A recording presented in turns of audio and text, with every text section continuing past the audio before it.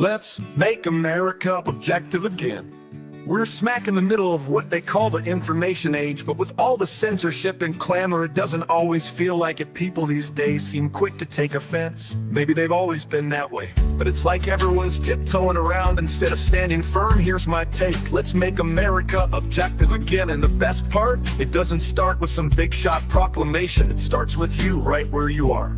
Step one is simple: talk to folks. Better yet, listen, really listen to what they've got to say. There's an old truth in this: you'll win more people over by showing interest in them than by trying to make them interested in you. Ask questions, hear their side, and let them know you're paying attention. Then toss your own thoughts into the ring and see if they'll give you an ear too. If they do, you're onto something, a real back and forth. If they don't, no harm done. Tip your hat, flash a smile, and say thanks anyway. Why thank them? Because they've just spared you the headache of arguing with a brick wall. No sense wasting breath on someone glued to their own ideas. Move on and find folks who'll meet you halfway. That's your starting line. Listen, share, and sort out who's willing next. Seek out the real ones, people who aren't just spouting lines or playing for applause, but who actually want to dig into ideas and chase the truth. When you find someone genuine, someone who'll speak their mind and still hear you out, that's a keeper. Stick with it, and before long you'll have a crew, an army even of folks ready to talk, ready to listen, and ready to reason together. That's the heart of making America objective again.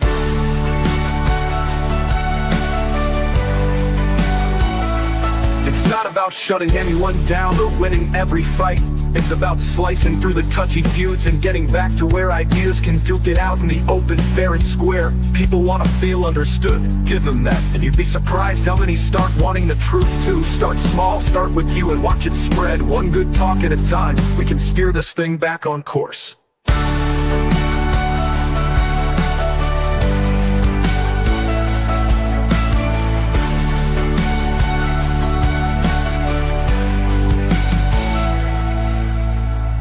And making America objective again. And the best part, it doesn't start with some big shot proclamation. It starts with you, right where you are. Step one is simple: talk to folks. Better yet, listen, really listen to what they've got to say. There's an old truth in this: you'll win more people over by showing interest in them than by trying to make them interested in you. Ask questions, hear their side, and let them know you're paying attention. Then toss your own thoughts into the ring and see if they'll give you an ear too. If they do, you're onto something, a real back and forth. If they don't, no harm done. Tip your hat, flash a smile, and say thanks anyway. Why thank them? Because they've just spared you the headache of arguing with a brick wall. No sense wasting breath on someone glued to their own ideas. Move on and find folks who'll meet you halfway. That's your starting line. Listen, share, and sort out who's willing next. Seek out the real ones, people who aren't just spouting lines or playing for applause, but who actually want to dig into ideas and chase the truth. When you find someone genuine, someone who'll speak their mind and still hear you out, that's a keeper. Stick with it, and before long you'll have a crew, an army even of folks ready to talk, ready to listen, and ready to reason together. That's the heart of making America objective again. It's not about shutting anyone down or winning every fight. It's about slicing through the touchy feuds and getting back to where ideas can duke it out in the open, fair and square. People want to feel understood, give them that, and you'd be surprised how many start wanting the truth too. Start small, start with you, and watch it spread. One good talk at a time, we can steer this thing back on course.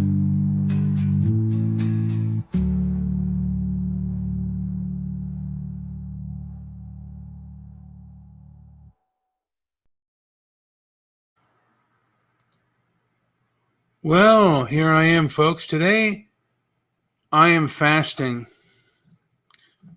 And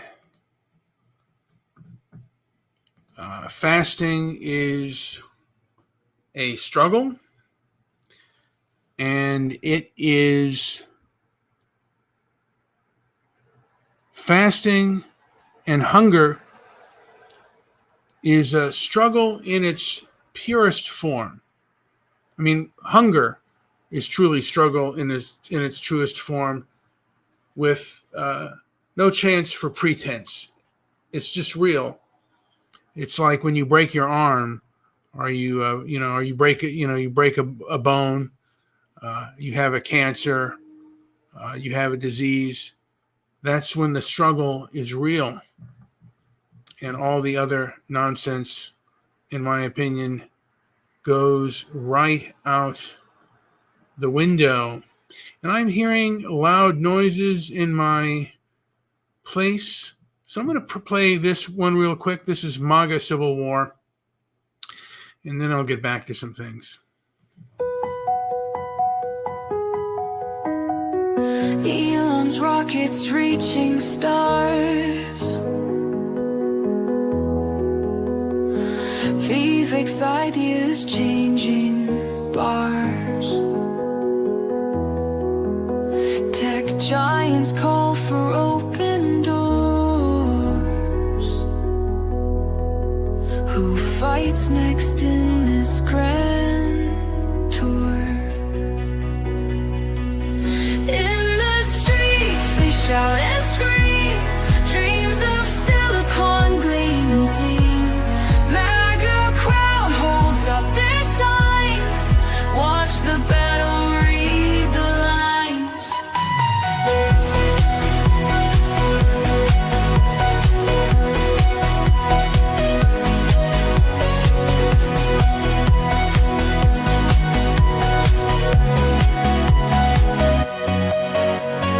Visas bound to bend and sway.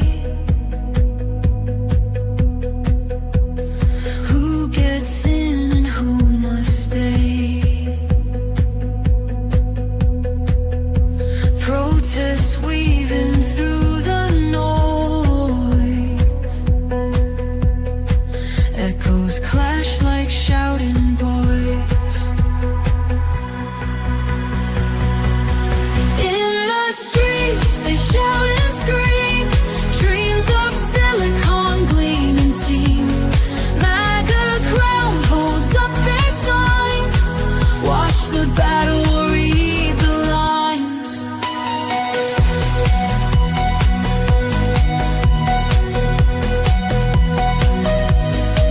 Who'll take the final stand, holding banners, sword in hand, changing tides within the night?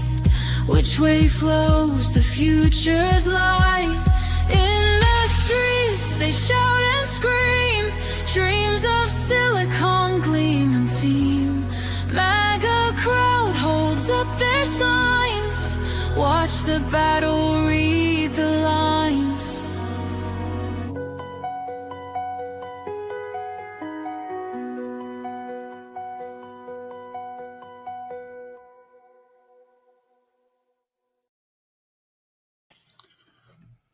Today, as I fast, I am reminded of those who came before me and those who are living now under hunger. And as I've said before, hunger is struggle in its purest form. It takes away pretense, and it's real. For those who are struggling with cancer, or even like me, struggling with diabetes, but it certainly is not as bad as struggling with certain forms of cancer and certain forms of other diseases where the struggle is truly real. It's none of these fake struggles that we see out there. I've gone online a few times, and my God, I see a lot of things that I guess make me angry, forms of hypocrisy and egocentrism, real toxic egotism. And what's the point of engaging with these closed-minded individuals who have nothing to add or say? Hopefully I can open a few minds to make people perhaps awaken to their own personal journey of self-restraint and moderation for themselves, because I think that leads to a happier life. anytime you indulge in certain pleasures, you will pay for it later on down the road. My pleasure was food, and I'm paying it now with my type 2 diabetes and my high blood pressure. And man, I mean, my high blood pressure can really make me tired. I think when I get the tiredness in the chest, and it's hard for me to kind of get out of bed. I want to crawl in bed forever. Sometimes I'm so tired. Although right now it seems okay and it seems fine. And again, I think the biggest struggles I've had were when my parents died and they were deceased. Both my parents checked out before I became 50. And my mom died before my dad. Mom died when I was about 41. My old man, about 47. And I wasted a lot of time being angry, particularly with my father. I was very angry at my father. My father was a bit of an egotist, and he had trauma of his own. And I think as I grew older, I could have helped him and maybe even grown with him, but I only saw the damage he did to me and others around me. And I strive for stoicism, and I got my idea through stoicism, kind of through him, because he was a fan of movies, and a lot of the movies that he liked and enjoyed, they were considered stoic characters. So I tried to emulate that, and then I got more deeper into people like Seneca and Marcus Aurelius. But he was definitely not a stoic person. My mother was far more of a stoic, calm, cool, and collected person than my father. And I strive to be a little bit more like her, although she was too giving and too lenient with people she should not have been. I must add that had she not been lenient with my father, I probably would not have. I would not have been born. I think my mother was a little bit older, and she was in her 30s, and I guess women at that stage kind of get the baby's rabies, and that's how I came about. My old man kind of struck gold with that lady, and I would not be around if not for the two of them, and if not for a dysfunctional person and a person to give in, I would not be around. So they made me, a dysfunctional person and a compassionate person, got together and made my brother and myself. And now I'm living in a world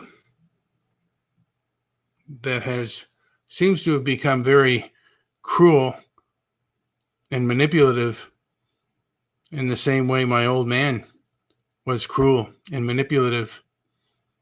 And how do you deal with that? How do you deal with being conquered and having conquest over you? America, and I think Western culture, has become somewhat of a frightening and scary place where you cannot speak yourself openly, because people will seek to do you harm, primarily economically. They will seek to do you harm. So in some ways you have to do things, perhaps, I don't want to say necessarily in secret, but the best way, in my opinion, to speak is really through your dollar and with your money. That's how you talk. And I think I wish we would do boycotts. I wish people that were objective. I certainly could be wrong, but what I gather is strategic boycotts of woke nonprofits who promote censorship, because they censor one group and then another group gains too much power. I should also point out that conquest and resistance are part of nature. If you're going to conquer something, by nature, you're going to find resistance. And how that resistance manifests itself depends on the behavior that you have shown. I mean, with human conquest, if you're diplomatic and you're kind, you'll find resistance to be not that bad.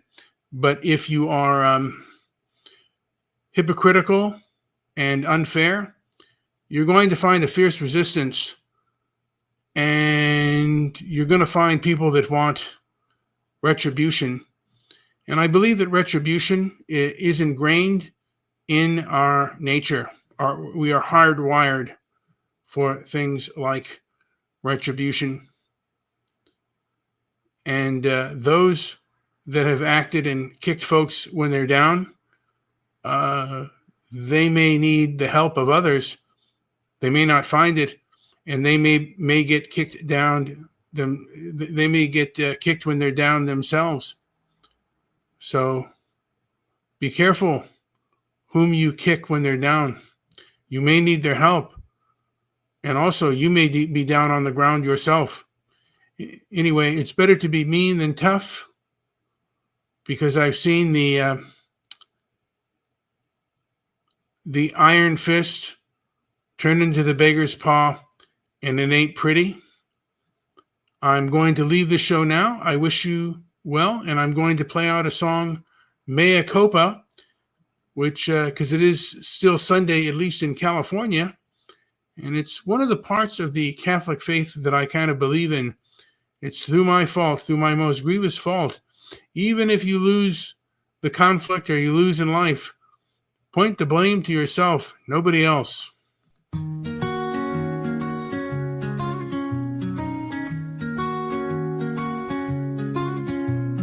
Old man kneels down low, says these words real slow. Mea culpa, I know, fault I can't let go.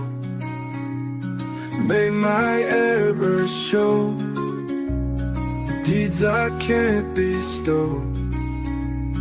Grievous fault will grow, burden truth I owe. Mea culpa, mea maxima culpa. Through the tears I see ya, take the blame with no pausing.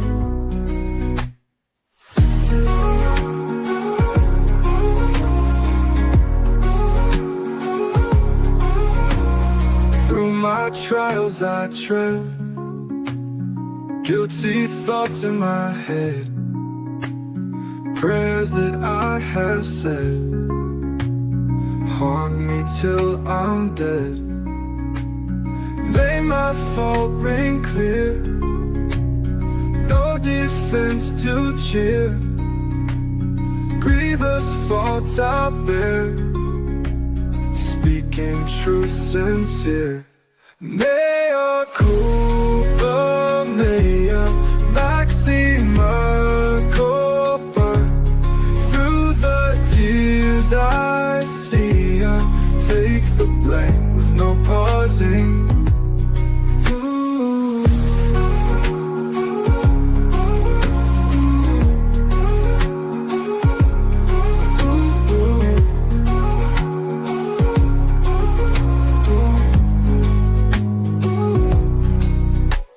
the trials I dread, guilty thoughts in my head, prayers that I have said, hold me till I'm dead. Then my fault rain clear, no defense to cheer, grievous fault I bear, speaking true sincere. Mea culpa mea, maxima culpa. Through the tears I see her, take the blame with no pausing. Mea culpa mea, maxima culpa. Through the tears I see her, take the blame with no pausing.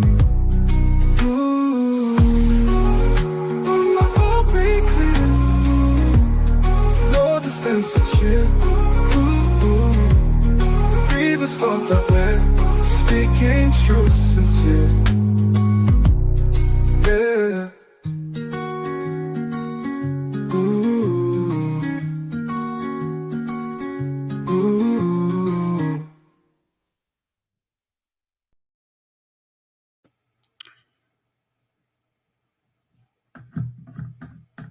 All right. So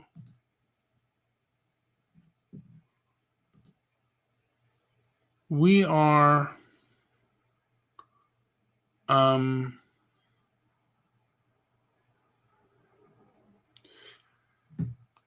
seeing tariffs, and I just wanted to say that I was reading something from ChatGPT regarding tariffs and giving an opinion on what's good and what's bad. And I did say I still believe that most of the most economists believe that it's not a good idea, but there are outliers, and sometimes the outliers are correct.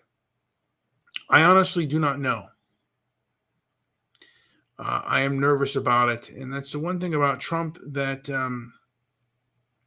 that I didn't necessarily like were the tariffs.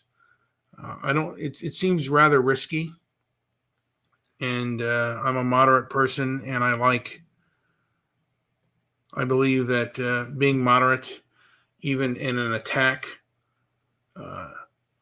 moderation is the best way forward sometimes. And sometimes you have to accept losses. And sometimes it's better to flee than it is to stay and fight. I think most often than not, it is better to flee than it is to fight. So I'll leave you with my outro. I thank you guys so much. Those few people that are listening to me, I thank you so much for taking the time to listen to me. We are under very difficult times right now, and I do believe that it is primarily the left that promotes censorship. I know years ago it was the right.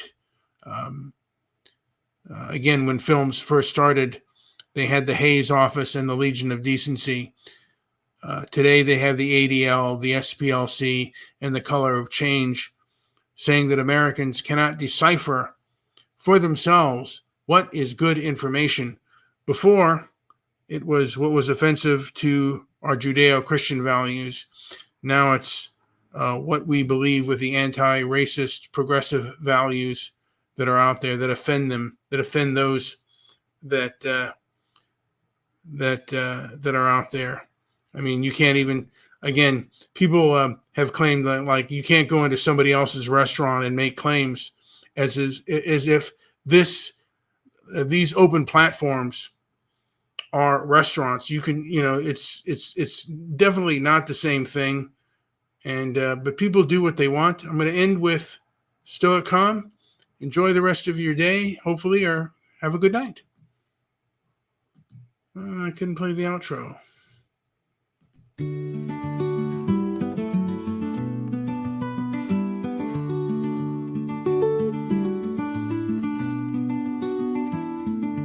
In the palace, shadows stand, Marcus with a thoughtful plan. Life is fleeting, moments spent, just a man.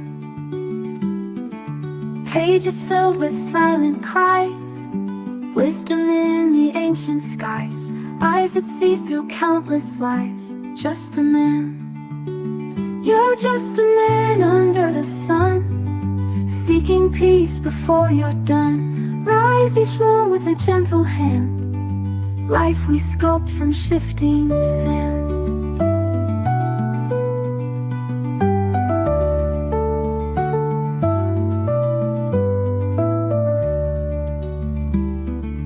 In the garden calm he roams, meditates on broken bones, legacy in humble tones. Just a man.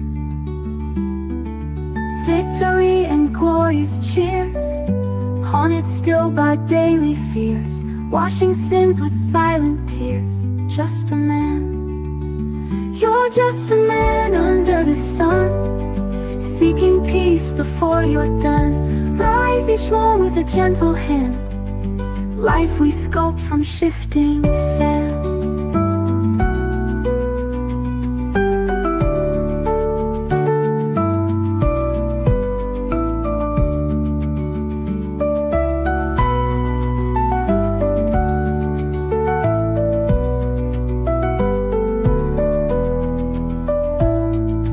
Victory and glorious cheers, haunted still by daily fears, washing sins with silent tears. Just a man.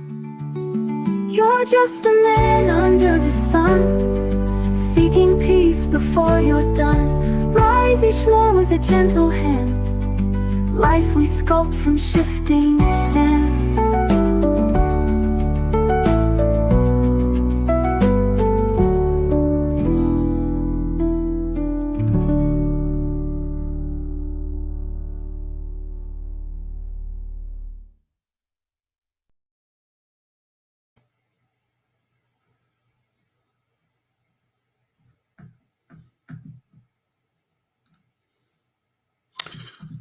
Well, I thought that would end the show, but it's not. It's still going on, so I'll end it now.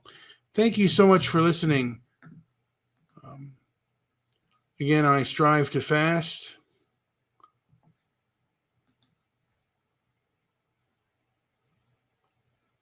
Oh, I could have done that. No. What other song can I play? I might play just another song out here. What song can I play? I'll just do Stop Crying on the Internet.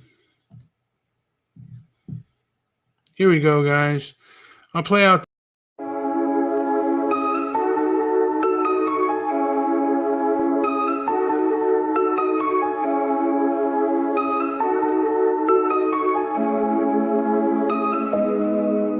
Oh no, the tears are falling. Cue the zoom and cue the lights. Oh, that's bright. One rehearsed apology, time to monetize. Your pain's a brand, your grief's a show. You cry into the camera, throw money. Is this real? No. Is this pain? No. See, or is this a Netflix deal in the making? Turn the volume up, it's primetime regret. Another life meltdown, place your bets. Stop crying on television and the internet. Watch we see through your tears and your empty eye. Yeah, every soap story comes with a check, and we ain't buying your pain. Not yet. Oh look, the influencers weeping again. I swear I'm so broken, like, comment, send. Eat your suffering, sell it as proof. A clown with a tissue in a soundproof booth. These tears are heavily edited. Do you want to skip this trauma? Pay for premium. Stop crying on television and the internet. What we see through your tutors and your empty third eye. Or every soap story comes with a check, and we ain't buying your pain, not yet. This has been another episode of Manufactured Misery. Tune in next breakdown.